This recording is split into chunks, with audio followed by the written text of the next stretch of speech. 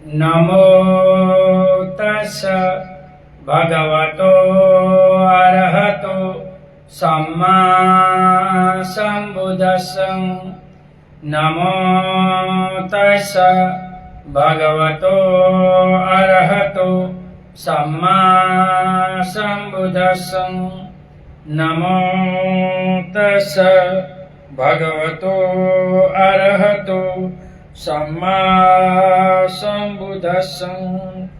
बुद्धं शरणं गच्छामि, धम्मं शरणं गच्छामि, संघं शरणं गच्छामि, द्वितीयंपि बुद्धं शरणं गच्छामि, द्वितीयंपि धम्मं शरणं गच्छामि, द्वितीयंपि संघं शरणं गच्छामि, तृतीयंपि बुद्धं शरणं गच्छामि, तृतीयंपि धम्मं शरणं गच्छामि, तृतीयंपि संघं शरणं गच्छामि। इति पिशो भगवारहं सम्बुद्धो विजाचरण सम्पन्नो सुगतो लोकविदो अनुत्तर पुरुषधम्म सारथि सद्धादेव मनुष्यार बुद्धो भगं स्वाखातो भगवता धम्मो सन्दिथिको अकालिको एहिपासिको औपनायिको पश्चातं वेदितवोयुतुम्। सुपटिपन्नो भगवतो सावकसङ्गो भुजुपटिपन्नो भगवतो सावकसङ्गो सावकिपटिपन्नो भगवतो सावकसङ्गो। यदिदं चत्वारि पुरुषयुगानि अर्थ पुरुषपूगल एष भगवतो सावकसङ्गो आहुणेयो पाहुणेयो दक्षिणीयो अंजलिकरणीयो अनुत्तरं प्रियं खेतं लोकसाधु। साधु साधु साधु। वर्षावास में अमर बोध विहार गुजरात से दंपत की गाथा गाकर भिक्षु पथिक समझा रहे। अरत वगो गतिधीनो विशोकाश विपमुष सबधि सबंगंधं पहिष परियाहो न विजंति। गतधीनो विशोकश विपुल मुतस सबधि गसब नथी हिस परिसोन विजंती। भगवान कहते हैं जिसका मार्ग समाप्त हो गया, जो शोक रहित है, विमुक्त है, जिसने सभी बंधन को काट दिया है, उसे किसी भी प्रकार का दुख या परिताप नहीं होगा। जिनका ब्रह्मचर्य पूर्ण है, जिनको कुछ संसार से कुछ लेना देना नहीं है, जो अरहत हो गए हैं, ऐसे के लिए ये गाथा भगवान ने कही। जब राजगृह के गुंदपुर पर्वत के ऊपर से देवदत्त ने भगवान को मारने के लिए एक बड़ी शिला का खंड फेंका, जो उस शिला का खंड में से कुछ टुकड़ा आकर भगवान के पैरों में लगा और लहू बहने लगा। देवदत्त तो भगवान का दुश्मन हो गया था। अजातशत्रु से मिलकर शत्रुता भगवान से कर ली। बहुत बार मारने के लिए सैनिक भेजे, लेकिन सब भिक्षु हो गए, कोई भगवान को नहीं मार सके, ताकि मृत्यु के बिना कोई किसी को नहीं मार सकता। भगवान को सब पता है, हर लोगों को पता है। तो भगवान के पैरों में बड़े सिलखिला से थोड़ा आया और थोड़ा लहू बहा। तत्कालीन प्रसिद्ध वैद्य जीवक ने जिसका इलाज किया, तो जीवक वहीं था, राजा ने भेजा होगा, तो भगवान में पैर पर ये पट्टी बांधी और भगवान के घाव पर मलम लगाया। जीवक ने भगवान के पैर में पीड़ा कर दवा बांध दी और इसे खोलने के लिए बाद में आऊंगा कहकर नगर के बाहर अन्यत्र किसी रोगी को देखने के लिए चला गया। वैद्य को वहां से लौटने में कुछ देरी हो गई, तब तक नगर द्वार बंद हो चुका था। तो पहले शाम होती है तो नगर के दरवाजे बंद हो जाते हैं, तो नगर में कोई जाया नहीं जा सकता, क्योंकि पहले लूटपाट बहुत थी, तो हर नगर में दरवाजा होता था, पूरे गांव में होता है, गढ़ के अंदर गांव होता है। अगले दिन वह जीवक अत्यंत चिंतित अवस्था में भगवान के पास पहुंचकर निश्चित समय के भीतर में पैर से पटी दवा न खोल पाने के कारण भगवान को होने वाली पीड़ा के लिए अपनी चिंता प्रकट की। इनको वहाँ के शाम को आना था, मैं नहीं आ सका, पटी कौन खोलेगा, नहीं खोलेगा तो भगवान को दुख होगा, पीड़ा होगी, लेकिन भगवान को तो त्रिकाल से पता था कि शाम को खोलनी है तो किसी से खोलवा दी होगी। तब इसी प्रसंग में भगवान ने ये गाथा गाई, तब भगवान ने गाथा गाई थी कि हम तो शोक रहे थे, हम तो विमुक्त थे, हमने बड़े बंधन काट लिया, हमें दुख परिताप से कुछ लेना देना नहीं। जो अरहत होते हैं इनको दुख काय दुख भी कोई कुछ नहीं है, वो ऊपर उठ जाते हैं। जिस व्यक्ति की सभी सांसारिक चाह एवं इच्छा समाप्त हो गई हो वह शोक रहित हो जाएगा। दुनिया में जितने भी दुख है वे हमारे अंदर विद्यमान है, तृष्णा के कारण ही उत्पन्न होती है। जो तृष्णा है तो अभी तक में भगवान ने जो 121 चीज बताए हैं, इसने अंदर 30 चीज जो दुख मुक्त चीज है तृष्णा का, इसमें 12 चीज है, इसमें 8 चीज लोभ का होता है, 4 द्वेष का और 4 अविद्या का, और 7 कुशल, 8 अकुशल, 3 ऐसे, तो ऐसे 30 चीज होता है। अभिधम में बताया कि आसक्ति का 8 चीज काम कर रहा है, एक नहीं, लोभ के लिए, तृष्णा के लिए। आसक्ति से होती है, हम समझते हैं कि दूसरा हमें परेशान कर रहा है, कष्ट दे रहा है, जबकि हमारी सोच हमें कष्ट नहीं देती है। अरहत लोग होते हैं जो ऊपर उठे हुए, इसको जगत अज्ञानी लगता है। बहुत बार हम लोगों के बीच जाते हैं तो इनका वाणी वर्तन सब देखकर अज्ञात आता, अरे कैसे लोग है, समझते नहीं हमारी बात, अज्ञान है इनको, वो संसार सुख सुख लगता है, वो हमें पागल कहते हैं कि भिक्षु पागल है जो घर बार कर ऐसे निकल जाते हैं। उदाहरण के लिए यदि आप गहराई से अपने अंदर देखें तो ज्ञात होगा कि किसी के उठने से हमें दुख होता है तो किसी के बैठने से हमें दुख होता है। बहुत बार ऐसा होता है, नजदीक के कोई व्यक्ति चले जाते हैं तो लोग बहुत दुखी होते, मेरा मेरा मेरा मेरा, ये लोग की पहली तृष्णा मेरा मेरा है। ये काया तुम्हारी नहीं है तो तुम्हारा पुत्र दास बेटे सब कहां से होगे। किसी के बात करने से हमें दुख होता है तो किसी से हमारे सामने चुप बैठे रहने से दुख होता है। वो कहावत गुजराती में है कि आनंद कहे परमानंद, 1 लाख देता મળે ने बीजो टका का शेर, ऐसी बात है। यदि आप इन दुखों को अपने में न ले अर्थात न स्वीकार के तो कोई आपको दुखी न कर सकेगा। तुम लोभ करोगे तो दुख आएगा, तुम लोभ नहीं करोगे, आसक्ति नहीं रखोगे तो कोई दुख नहीं। भगवान ने कहा ये संसार तृष्णा का दास है, इस संसार में तृष्णा खत्म नहीं होती। बेटा बड़ा हो जाए अच्छा होगा, अच्छा स्टडी कर ले अच्छा होगा, अच्छी बीवी मिल जाए अच्छा होगा, अच्छी नौकरी मिल जाए अच्छा होगा, तो बाकी तृष्णा चलते, इनको भी बेटा हो जाए तो ये तृष्णा कभी खत्म नहीं होती संसार का। ये संसार तृष्णा का दास है, इसलिए तृष्णा छोड़नी चाहिए। पहली तृष्णा आहार से छोड़नी चाहिए। समय पर जो खाना मिलता है वो खाने ला, ये नहीं खाता, ये नहीं खाता, बैंगन नहीं खा, ये शरीर को नहीं भाता है तो ठीक है, बाकी सब कुछ खाना चाहिए। वो कहावत की तरह, ऊंट टाले आंकड़ा और बकरी टाले कांकड़ा, ऐसी बात होनी चाहिए। वीडियो में देखिए, हम सुख चाहते हुए भी दुख ही लेते रहते हैं। हम सुख के लिए दौड़ते हैं लेकिन दुख आ जाता है।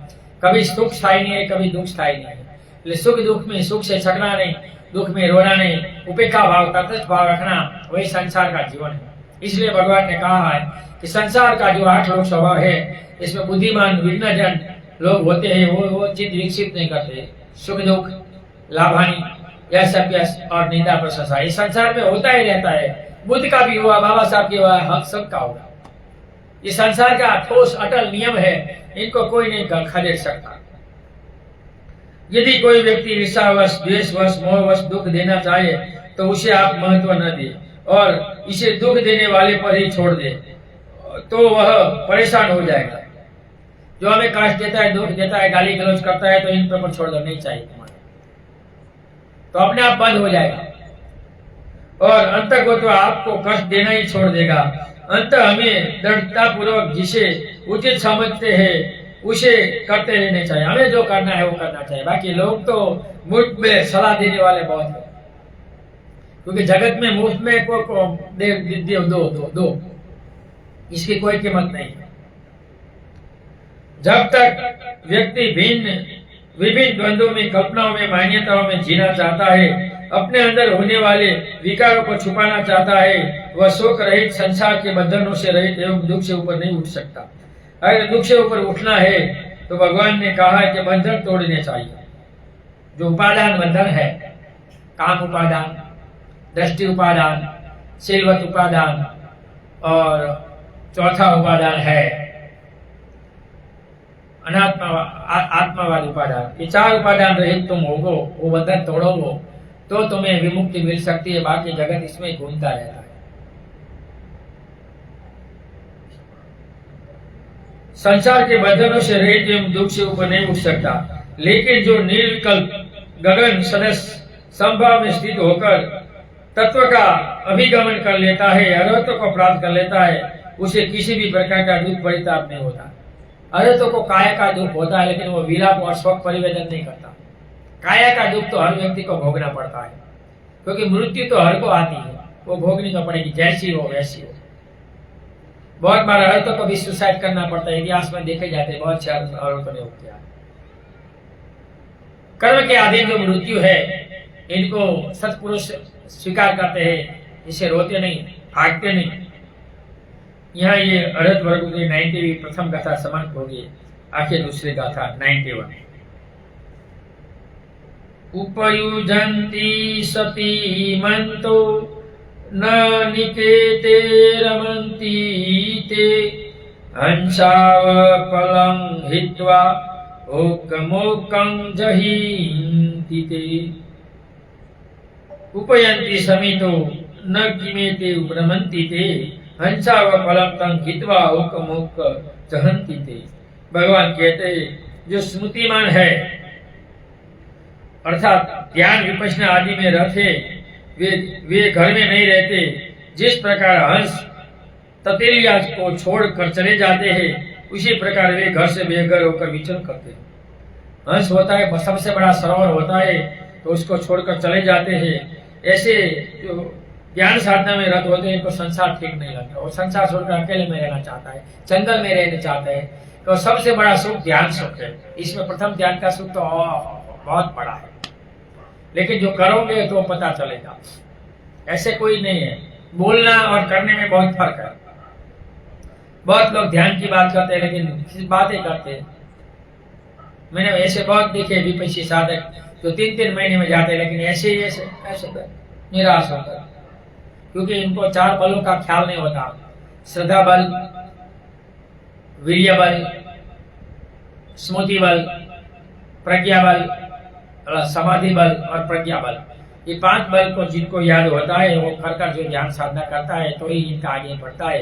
वरना ध्यान साधना में किधर भटका जाएगा, कौन सी दृष्टि में चला जाएगा, वो पता नहीं। अभी सोशल यूनिवर्सिटी में 90% धर्म को अधर्म कहा जा रहा है। सोशल मीडिया में धर्म को अधर्म लिख रहे हैं 90% लोग। वो सब निरेगामी हो गए। बिना कर्ज ऐसा लिखेंगे तो क्या जाएंगे, निरे में जाएंगे तुम्हारा चीज। भगवान के राजगुरु के निवास करते समय एक दिन जब महाकाश्यप भगवान के साथ राजगुरु से बाहर चारिका जाने के लिए चिवर धोकर तैयारी कर रहे थे, तो उसे देखा। अन्य भिक्षुओं ने यह राय व्यक्त की कि महाकाश्यप को तो यही राजगुरु में रहना चाहिए।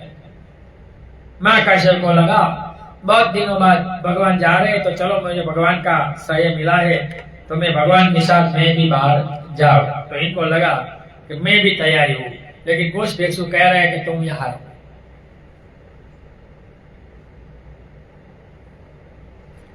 क्योंकि यहाँ के अधिकांश लोग इनसे परिचित हैं।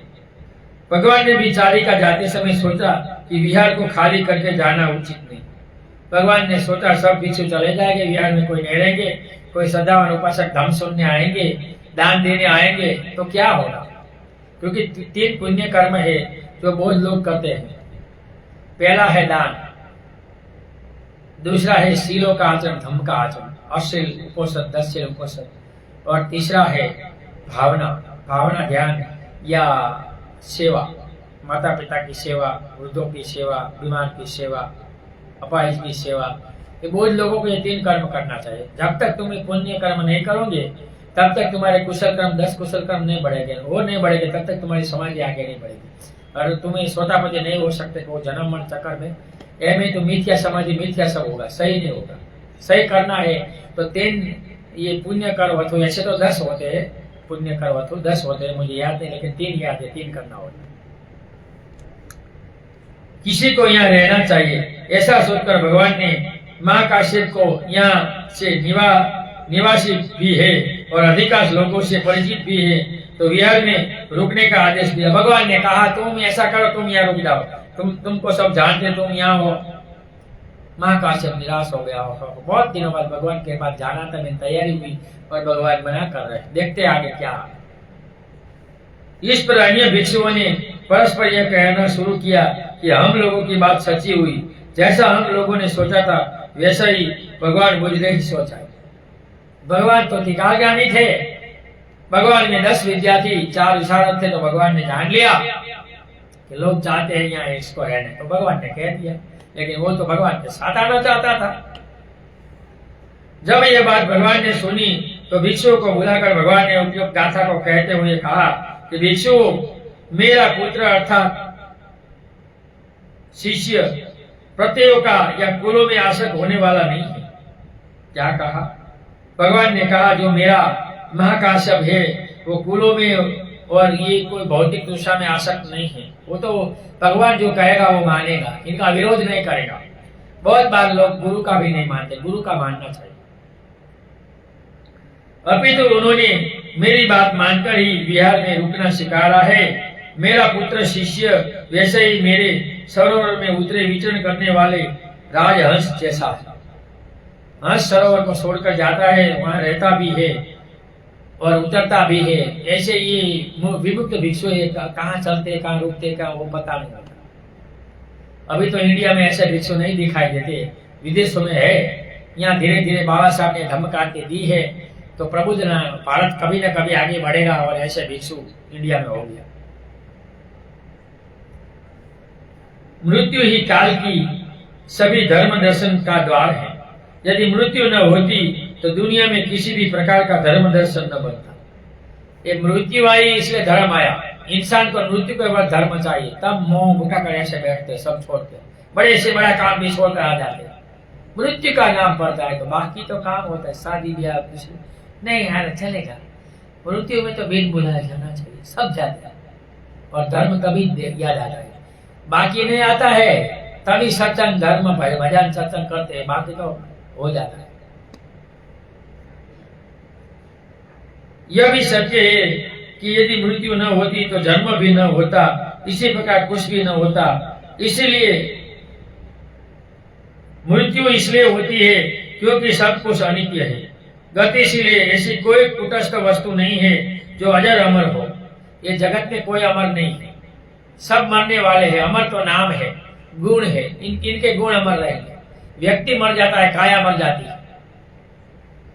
यदि ऐसा हो तो उसका हमारे जीवन से क्या लेना देना। बहुत से लोग कहते हैं कि शिव जी अमर है, अभी भी है। ये सब मिथ्या दृष्टि की बात है, क्योंकि जो आगे बताया सनातन जो बहुत दूसरा होती है, काम लोग, रूप लोग, अरूप लोग, वो किसी को छूटती नहीं, वो चलती ही रहती है पानी की तरह। क्योंकि नित्य है, सदा है, कुछ उसमें परिवर्तन नहीं होना है। वह न अच्छा हो सकता है और न ही बुरा। अतः उससे होने और नहीं होने से हमारा कुछ कार्य नहीं चल सकता है। जीवन शक्ति है, जीवन ऊर्जा है जो निरंतर उत्कुट और अपकुट होते चलती रहती है। ये जीवन चलता रहता है, ये नाश नहीं होता। मरने के बाद भी जीवन है, मरने से पहले भी था और रहेगा। कि पानी के प्रवाह तरह है, लेकिन आत्मा नहीं है। भगवान बुद्ध का धर्म आत्मा, परमात्मा, ब्रह्म, ईश्वर आदि कोई बातों को एक्सेप्ट करता है, लेकिन पुनः जन्म को और जन्म को एक्सेप्ट करता है, मृत्यु को। जो व्यक्ति अनित्यता की स्मृति करते हुए किसी के मोह नहीं करता, जो यह जानता है कि देश, प्रांत, गांव, घर, परिवार तो क्या, स्वयं अपना शरीर भी प्रवाह में चित्त एवं ऊर्जा का अपना ही है। ये एक ऊर्जा की तरह है, पानी की तरह, खाया भी पानी से बनता है, नाश हो, बनता है, नाश हो, ये चलता ही रहता है। तो यह बाह्य स्थान अपना कहाँ? यदि मैं किन्नौर का हूँ तो इस जन्म में हूँ, दूसरा जन्म किन्नौर का तो क्या इस देश में भी हो गया या नहीं, क्या कह सकते हैं? अतः जिसने इसमें समझा वह किसी भी स्थान से असर नहीं होता, फकीर बना लोक कल्याण में पर्याप्त रहता है। बहुत से ऐसे लोग हैं जो लोक कल्याण में काम करते हैं, अपने लिए नहीं। तामसिक दिव्य लोक में बहुत सी ऐसी चेतना है जो जगत के लिए काम करती है, और अरूप ब्रह्म लोक में बहुत सी ऐसी चेतना है जो संसार को दुख मुक्त करने के लिए वहां स्थायी रहती है। इससे पर से ईश्वरवाद आया। ईश्वरवाद बुद्धिज्म की अध्याय है, कोई ईश्वर हुए नहीं है, ये कल्पना है। इसी संबंध में एक रोचक कहानी है। किसी समय दक्षिण भारत में एक राजा राज्य करता था। यद्यपि सभी उपभोग्य वस्तुएं उसके पास थी, आखिर राजा जो था, लेकिन वह मन से मन उदास, अशांत एवं खालीपन का अनुभव करते रहता था। राजा था, बहुत से सेवक, नौकर, चाकर, बहुत सुख भोग्य पदार्थ था, फिर भी निराश और दुखी था।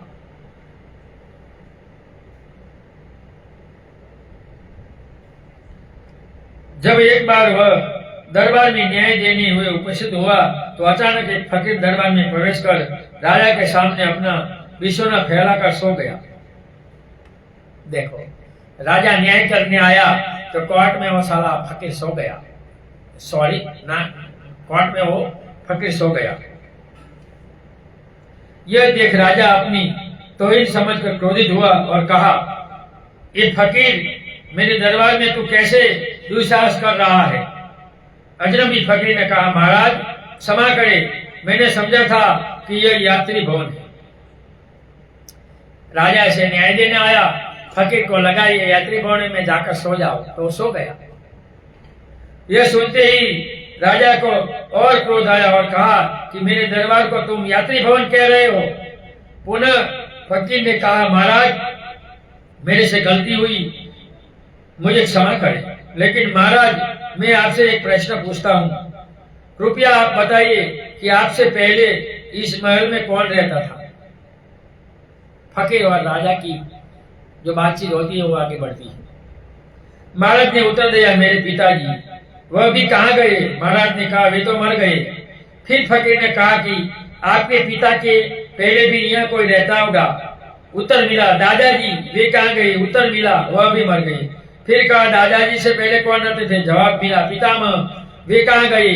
राजा ने फकीर से कहा, वे भी मर गए, चले गए। महाराज ने फकीर से कहा कि इन प्रश्नों का तात्पर्य क्या है?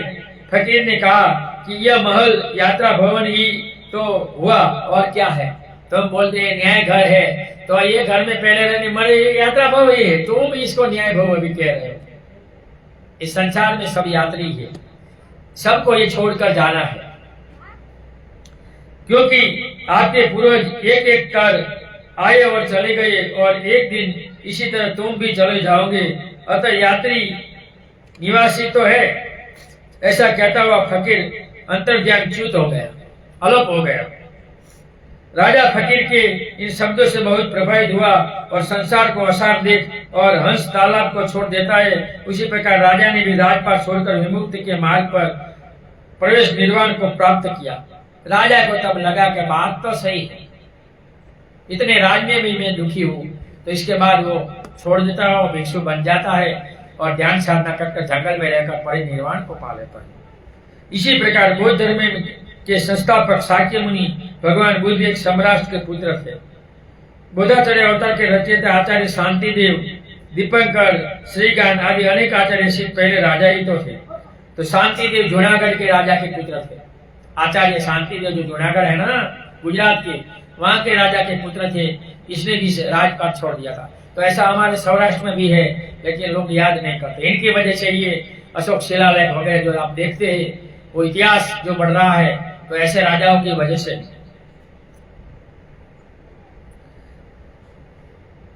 आचार्य शांतिदेव दीपकर श्रीगण अनेक आचार्यों से पहले राजा ही थे, जिनको राजपाट त्याग कर निर्वाण के मार्ग को चुनकर संसार की श्रृंखला से विमुक्ति प्राप्त हुई। तो जगत में ऐसे बहुत आए जो अरब की तरह जो शोक रहित विमुक्त होकर ये जीवन में श्रुतिमान होकर ध्यान साधना में आज में रहकर जीवन को विमुक्त करने वाले दुनिया में है नहीं है। नहीं, ऐसे जगत ऐसे नहीं चलते। कोई न कोई दुनिया में ऐसे है जो इस संसार को मुक्ति के लिए, अच्छे मार्ग के लिए चलाने के लिए जगत में लोग है। यहाँ ये अरद बाबू की 91 गाथा खत्म, 92 गाथा अरद बाबू। ये संसनिचयो नथी ये पर्यात भोजन संयतो अनिमितो च विमोक्षो यस्य गोचरो आकाशेव शकुंतानं गतिं ते संदुरन्नयो ये सनियो नथी पर्यात भोजना सुयतो अनिमितो विमोक्षो यस्य गोचरो आकाशेव शकुंता गति ते संदुरिया। रथ वर्गो जो अर्थ है, विमुक्त लोग है, इनकी ये सब गाथा है। भगवान इस गाथा में क्या कहते हैं आप सुनिए। जो वस्तुओं का संचय नहीं करते, भोजन पर नियंत्रित करते हैं, शून्यता स्वरूप तथा कारण रहित निर्वाण को जिनको दिखाई पड़ता है, उनकी गति आकाश में पक्षियों की गति की भांति अग्नि है। जो निर्वाण के मार्ग पर चलते हैं, इनको कभी कोई प्रॉब्लम नहीं होता है। इनको वो ज्यादा वस्तु नहीं रखते, इसलिए भगवान ने 6 वस्तु भिक्षु को रखने के लिए की। 6 से ज्यादा नहीं रखना है। और भोजन में मापदंड रखना, एक बार भोजन करना है और भोजन का शुद्ध बोलकर भोजन करना है। पटि संगायो निशो पीड़ पातंग पटि सेवामी नेव दवा ने मनाय ने मंडलाय भूषणा याव देवय में काशतित्य अपना विहिंसु परत्या ब्रह्मचर्या नुगाइति पुराण संवेदनम पटे कामी नवत विदम पाद यात्रा में भवितानवातो फासो व्यारो चाति। ये भोजन में क्यों करता हूँ? ब्रह्मचर्य के पालन के लिए, भूख की पूर्ति के लिए और धर्म के विकास के लिए भिक्षु भोजन करता है। नेव दवाय न मंडाय न मना 6 आंगल से नहीं, संसारी जो 6 आंगल से मौज के लिए, मस्ती के लिए, इकट्ठे करने के, भेगा करने के लिए, आलस के लिए, काम भोग के लिए, वो कैसे खाता है संसार, गृह संसारी का पता नहीं, लेकिन भिक्षु का गृह संसार नहीं होता। भिक्षु गृह संसार छोड़ता है। भावक जेतवन में रहते समय बेल कृषि स्थविर भिक्षाटन में पाए हुए भोजन को खाकर बचे हुए भोजन को सुखा कर देते थे, सुखा देते थे कि 2-3 दिन नहीं जाने, बाकी पानी में भिगो कर खा लेना और ध्यान साधना करना, ऐसा होता है। लेकिन ये गलत है। स्थविर यानी थेर, पाली में स्थविर बोला जाता है, हिंदी गुजराती में थेर। वो परंपरा है। भगवान ने जो पहली परंपरा दी 5 भिक्षु को काशी नगरी में, सारनाथ में, वाराणसी में, बुझावन में, उठे परंपरा। इसमें 2 परंपरा है, आचार्य परंपरा और मूल परंपरा गुरु शिष्य परंपरा। इसके बाद महायान में 4 परंपरा हुई और वज्रयान में 4, टोटल 10 परंपरा निर्वाण के लिए है। पहले भिक्षु भगवान के समय में 2-3 साल अनागारी सफेद वस्त्र में रहते, इसके बाद सामने बनते 5 साल और इसके बाद 10 साल 5 साल भिक्षु बनकर गुरु के साथ रहते और इसके बाद अकेले भागते। अभी तो कुछ है नहीं, समाज से भिक्षु आता है और मौज कर चले जाते हैं। खाने पीने में भिक्षु होते हैं, सिर्फ कपड़े वाले ज्यादा कर है। स्थविर यानी 10 साल का, महास्थविर यानी 20 साल का। लेकिन वो भी संघ में मिलकर इनकी दीक्षा देकर प्रमाण पत्र देता है। कोई थेर है तो इसको प्रमाण पत्र मांगो, बताओ भंते जी तुम थेर हो तो तुम्हारा प्रमाण पत्र।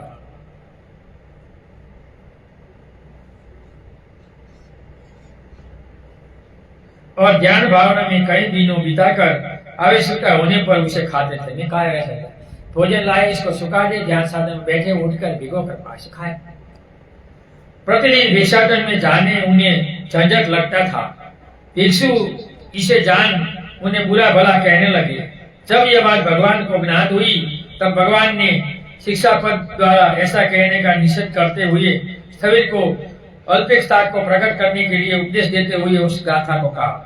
तभी भगवान ने गाथा गाई कि इनको भोजन में नियंत्रण है, वो ज्यादा वस्तु संचय नहीं करना चाहता, वो निर्वाण में शून्यता रूप ध्यान में रहना चाहता, इसलिए ऐसा करता है। लेकिन ये गलत है, नहीं करना चाहिए। मैं बोल दूंगा, भगवान ने इसको बोल दिया, अल्पेक्षुत है ना।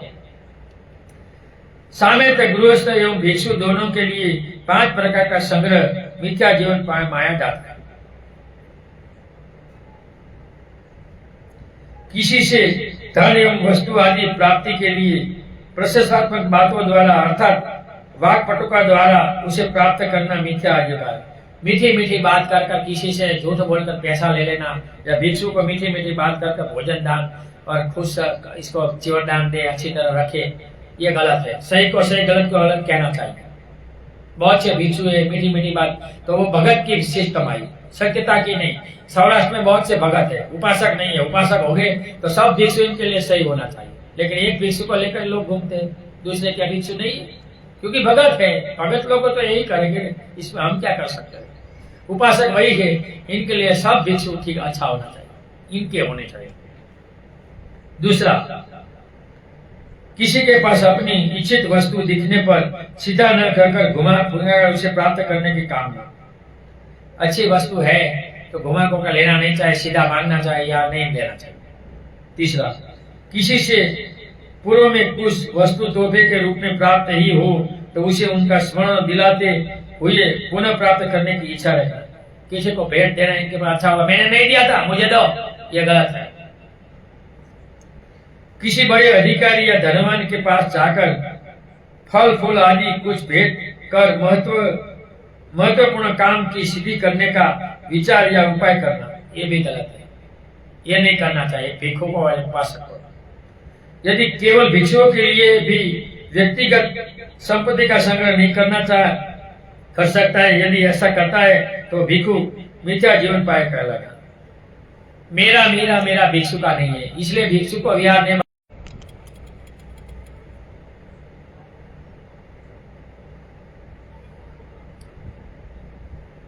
गुजरात में 120 बुद्ध विहार है, लेकिन भिक्षु को कोई रहने नहीं, भिक्षु नहीं चाहिए, धम्माचार्य बोधाचार्य सब चाहिए।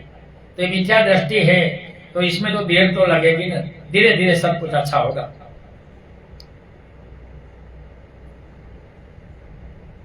लेकिन जहां आज विदेशों में विहारों आश्रमों या अन्य धार्मिक केंद्रों में अधिपति अर्थात उत्तराधिकारी होने के लिए बहुत राजनीति होती है। हम देखते हैं बड़े बड़े मठों मंदिरों में मठता बजोते, इसलिए भगवान ने कोई मठाधिपति नहीं बनाया, भगवान ने नहीं बनाया। वो जो विनय है वही तुम्हारा मठाधिपति, विनय में रहो। किसी के आदेश में स्वतंत्र रखा भिक्षु को, स्वतंत्र काम कर सकते, लेकिन इसको धर्म और विनय के आश्रित रहना पड़ता है और कुछ नहीं। उपोषण करना है, अमावस्या पूर्णिमा का पाठीमुख करना है और 227 शिलों का आचरण करना है, वही सही भिक्षु है। बाकी तो 3 वक्त खाकर बहुत मौज करते हैं, बहुत भिक्षु हमने देखे। उन उत्तराधिकारियों की नियुक्ति के में आध्यात्मिक मापदंड न होकर चापलूसी, चाटुकारिता, वादपटका और व्यक्ति की सामाजिक परिवार की पृष्ठभूमि आदि को प्रमुखता होती है। बहुत भाई हमने महाराष्ट्र में भी देखा, एक भिक्षु ने बहुत बड़ा मठ बनाया तो अपने भांजे था नंदी का भिक्षु, इनको उत्तराधिकारी बनाया।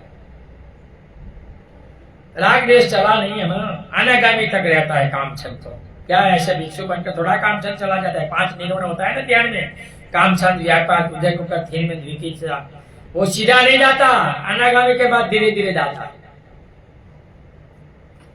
भोज परंपरा में विहारों के अधिकारी या स्वामी ज्यादातर अवतारी गुरु लोग बन जाते हैं।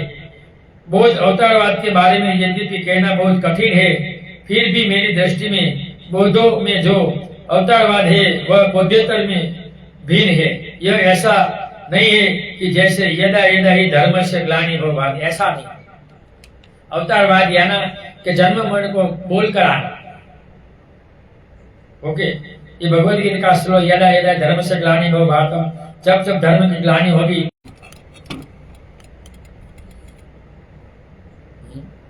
कोरोना में कोई भगवान नहीं आया, लोगों की बहुत हानि हुई, लोग बहुत दुखी हुए। क्या करें, ऐसा तो होता रहता है।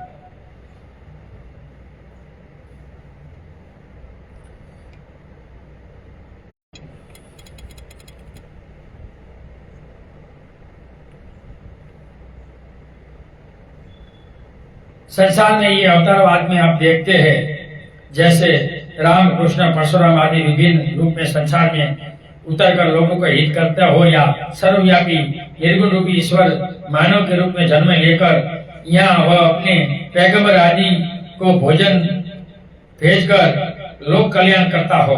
यदि ऐसा ही होता तो पाप से भरे संसार में हर समय किसी न किसी को अवतार को भेजते रहना चाहिए था। हम सभी जानते हैं कि संसार में असत्य अधर्म का सदैव बोलबाला रहा है, लेकिन ऐसे ईश्वर जैसे अवतारवाद को हम नहीं मानते। बुद्धिज्म ऐसा धर्म है जिसमें जागतिक धर्म गुरु है, जो दलाई लामा है ना। वो जन्म मरण बोल देते, इसके बाद वो परंपरा में अभी जीवित है, धम्म जीवित है। बौद्धों के 3 प्रकार के अवतार के स्वरूप को समझ सकते हैं।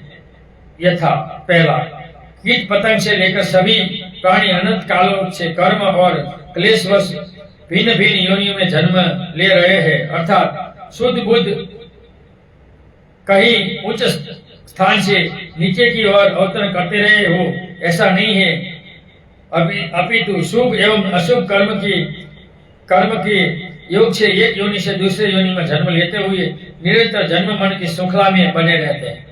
भगवान ने भी अपनी जातक में बताया है कि ऐसे अनेक जन्मों में नीचे आया ऊपर आया, नीचे आया ऊपर आया, लेकिन मनुष्य जीवन में 3 पुण्य कर्म करके जगत में इंसान आगे बढ़कर अपना जीवन सुखी कर सकते हैं।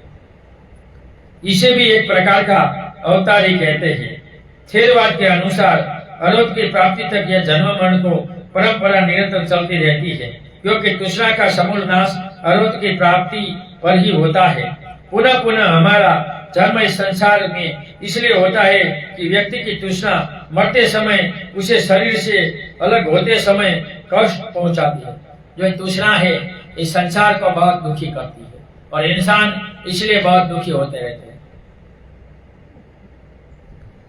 शरीर, परिवारजन और संसार के प्रति तृष्णा उसे मृत्यु क्षण में व्याकुल कर देती है।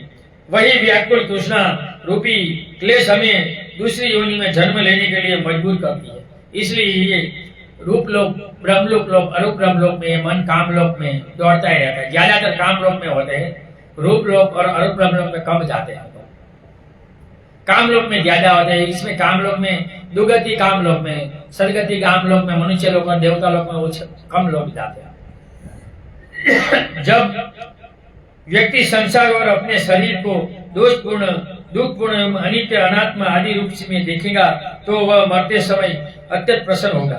क्या होगा कि मूर्ति समय इसको देखना चाहिए कि काया मैं दोष है, नाशवान काया है, ये मैं पहले बच्चा था, बुरा हुआ, मरने वाला हूँ, ये काया पे इधर मरने से दुखी नहीं होना है।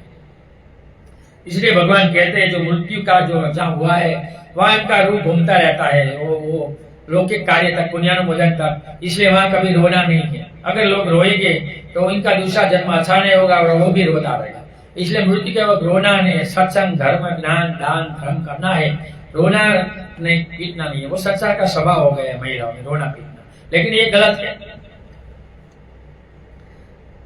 कि वह दुख से निवृत्त हो रहा है, कहीं भी आसक्ति नहीं रहेगी, तृष्णा शांत हो जाएगी, जीवन मरण की श्रृंखला विशीर्ण हो जाएगी और व्यक्ति निर्वाण को प्राप्त करेगा। अगर निर्वाण को प्राप्त करना है तो अनित्य, अनात्म और दुख रूप संसार को मानना होगा, स्वीकारना होगा और जीवन में इसको लेते रहना चाहिए कि भाई ये सही है, इसके बिना मेरा कल्याण नहीं है। लेकिन वही महायानी संसार को दोषपूर्ण जानकर भी दया और करुणा से चलते संसार में जन्म लेगा, क्योंकि जिन असंख्य कल्पों में प्राणियों ने समय समय पर अपना मां बनकर हमारी सेवा की थी, वे अज्ञानवश इस संसार में अनित्य स्वरूप को नित्य मान, दुख को सुख मान, अनात्म को आत्मा मानकर अनंत कष्ट भोग रहे हैं। जब तक उसे सम्यक मार्ग दिखाकर उन्हें बुद्धत्व की प्राप्ति नहीं करा देते, तब तक ये महायानी चैन से नहीं बैठते। इसलिए महायानी जो लोग होते हैं तो महक और उपासक को बार बार इस संसार में अच्छा जीवन जीकर आकर संसार को दुख से मुक्त कराने के प्रयत्नशील होते हैं। महायान में यही है, इसलिए बुद्ध बोधिसत्वों की बहुत बड़ी पूजा मंदिर वंदना जो आई है वो महायान में सबसे ज्यादा है। कहा महायानी ऐसे अवतारवाद को मानते हैं कि भाई मैं बार बार जन्म लूंगा और संसार का भला करूंगा, संसार की सेवा कर लिया आऊंगा। मात्र अपने मोक्ष की कामना करने को वे अंतःच्छुत एवं हीन भावना या स्वार्थ मानते हैं। महायानी लोग बोलते हैं मैं मुक्त तब होगा कि मेरे साथ अनेक लोग हैं जिनको मैंने बहुपार कराना है, अनेक लोग ये धीरे धीरे ये काम वासना से बाहर निकालना है। बाबा साहब की बोधिसत्व से इनकी 6 प्रतिज्ञा पढ़ लेना, बहुत अच्छी प्रतिज्ञा है। और ये प्रतिज्ञा करते हैं कि जब तक आकाश रहेगा तब तक मैं इसी संसार में रहकर लोगों का हित करता रहूंगा। महायानी लोग ऐसा करते हैं कि संसार में बार बार जन्म लेकर संसार की सेवा, दान सेवा और धर्म का आचरण करूंगा। वो सबसे बड़ा पुण्य कर्म, सत्य कर्म, दान कर्म और कुशल कर्म है। इनके बिना जगत में तुम सुखी नहीं होगे। इसलिए बुद्धिज्म में सबसे बड़ा है दान। लेकिन हम सांप्रत में देखते हैं गुजरात में कि लोग दानी नहीं है। मैसेज डाल कैसे डाल कम भिक्षु है फिर भी दान नहीं कर सकते। जिन जो मैसेज पढ़े वर्षावास का तो 50-50, 100 रुपया दान देगा तो कितना मिलेगा पूरे गुजरात में। लेकिन भिक्षु नहीं चाहिए और दान भी नहीं करना है, 2 काम है। इसके गुजरात में तो कठिन काम है बुद्धिज्म आगे बढ़ाना।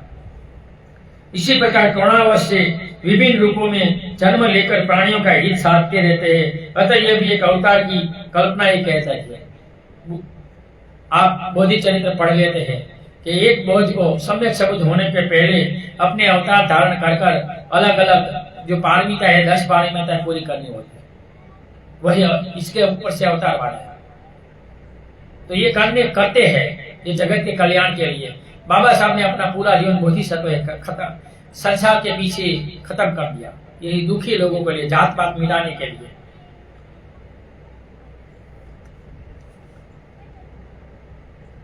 बुद्ध जिसे बुद्ध के पूर्व प्राणियों को बुद्धत्व दिलाने के लिए प्रतिज्ञा कर एवं पुण्यबल का संचय कर बुद्ध बने हैं, अतः वह उस प्रतिज्ञा के बल से विभिन्न योनियों में जन्म लेकर प्राणियों का हित करते हैं। बोधिसत्व बारंबार जगत में आकर बहुत से बोधिसत्व की स्टोरी होती है कि भगवान इसके पहले जनक बोधिसत्व थे तब अपने बच्चों को भी दे दिया था। इसी प्रकार हम देखते हैं कि महायानी की दृष्टि में सभी प्राणी बुद्धत्व से व्याप्त है। सब बुद्ध हो सकते हैं, महायान ऐसे कहते हैं। सब बुद्ध बन सकते हैं। बुद्ध और बोधिसत्व जब तक सभी प्राणियों को बुद्धत्व प्राप्त को न प्राप्त करा देते तब तक संसार में जन्म लेकर लोक कल्याण करते रहते हैं। इससे आधार पर ईश्वरवाद आया है। वो पढ़कर बोधिसत्व की माया पढ़कर ईश्वरवाद रचाया गया है। बड़े बड़े मनोवादी लोगों ने ग्रंथ लिखे हैं और धर्म को अधर्म बनाकर ये जगत में दिखा दिया, बैठा दिया, फिट कर दिया है। सबसे बड़ी गुलामी धार्मिक गुलामी हम देखते हैं। और महिला में सबसे ज्यादा थोपी है। महिलाओं में आज मैं देखता हूँ तो बहुत से महिला रेड फ्राइडे रहते हैं अपने बच्चों के सुख के। माँ भूखी रहे और बच्चा की आयु बढ़ी, वो पहली बार देखा है। लेकिन वो इनकी धर्म की श्रद्धा है, इसकी निंदा के काम हम नहीं पड़ेगा, किसी को गलत लगा क्षमा चाहिए, लेकिन ये इनको ठीक लगता है। निर्वाण की अवस्था अवनीचनीय है, अतः उसे प्राप्त करने के लिए भिक्षु को सभी रहित हो, भोजन पर संयत होकर भिक्षु शीलों का पालन करते हुए सभी धर्म को अनुपत, अनियमित और अप्रणीत समझकर शून्य अनात्मा आकाश व स्थिर होकर उसे प्राप्त करना चाहिए। क्या कहा कि भिक्षु को भोजन की मात्रा का पता होना चाहिए, ज्यादा संग्रह वस्तु नहीं होनी चाहिए और जगत के कल्याण के लिए काम करना चाहिए। इसलिए बाबा साहब कहते हैं कि भगवान ने भिक्षु संघ क्यों बनाया कि आदर्श जीवन जीने के लिए, संसार को मार्गदर्शित करने के लिए और संसार की सेवा के लिए, पेमेंट टू सोसाइटी सिखाने के लिए। लेकिन ऐसे भिक्षु कम है दुनिया में, जगत में। निर्वाण की अवस्था को हम शब्दों से व्यक्त नहीं कर सकते। जैसे आकाश में गति करने वाले पक्षी के पथ की व्याख्या नहीं हो सकती, मात्र पक्षी को उड़ते देख सकते हैं, लेकिन कितना किलोमीटर उड़ा कोई नहीं बता सकता, कितने मीटर पर उड़ा, फुट पर उड़ा वो नहीं बता सकता। उसी प्रकार हम अपने निर्मल चित्त को शून्यता अनियमितता में स्थित कर उसका अनुभव कर सकते हैं। सभी धर्म शून्य एवं अनियमित कैसे है, इसी शब्द में गाथा गाकर भगवान ने ये 218वीं गाथा में ज्यादा तो शून्यता बताया, शून्य है परिवर्तन। ये परिवर्तनवाद को ध्यान साधना से ये भंग ज्ञान जब तक तुम में नहीं होगा तब तक तुम इसे ये जान नहीं सकते। और वो जानना है तो तुम्हें जीवन में ये पढ़ते रहना चाहिए। जब तक तो ये नहीं पढ़ोगे तब तक ये नहीं होने वाला। यहाँ ये गाथा खत्म हुई और हमारा समय भी हो गया है। कल शनिवार है, कल ये गाथा गाएंगे, रविवार को रजा होगी। 8:15 बजे से हम शुरू करते हैं और 9 बजे खत्म करते हैं। रोज पौने घंटे ये पढ़ेंगे। ऑनलाइन सुनने वाले सभी लोगों को भाषा के कारण, वाणी के कारण, मेरी समझाने के सिस्टम में किसी को अगर दुख लगा है तो जो हाथ छोड़कर क्षमा चाहता है वो माफ करे। ऑनलाइन सुनने वाले सभी लोगों को सुने हुए धम का हम पुण्यानुमोदन करते हैं। सुने हुए सभी लोग से आप सभी लोग सुखी हो, निरोगी हो, आपका कल्याण हो, आपका मंगल हो। नथि मे शरणम अयम बुद्धो मे शरणम वरम एतेन सच्चवजेनम होतु मे जय मंगलम। नथि मे शरणम अयम धम्मो मे शरणम वरम एतेन सच्चवजेनम होतु मे जय मंगलम। नथि मे शरणम अयम संघो मे शरणम वरम एतेन सच्चवजेनम होतु मे जय मंगलम। नमो बुधाय, नमो धम्माय, नमो संघाय। साधु साधु।